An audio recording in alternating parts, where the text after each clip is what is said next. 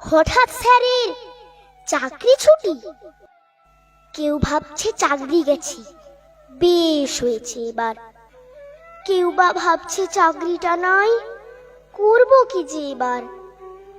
কেউ করেছে চাকরি চুরি, কেউ নিয়েছে টাকা। একবারও কেউ ভেবে দেখেছে শিক্ষক নেই স্কুলে, তাই স্কুলগুলো সব ফাঁকা?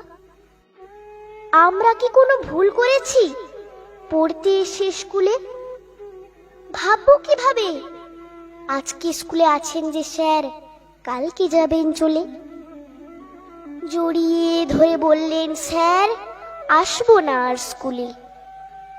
হঠাৎ স্যারের এমন কথা বুঝতে পারিনি খুলে। চারিদিকে তখন হো হো পড়েছে, চাকরি গেল সবার। ক্ষতিটা যে কার হলো জানি না, ডুবলো ছাত্র সমাজ, এবার ডুবলো ছাত্র সমাজ।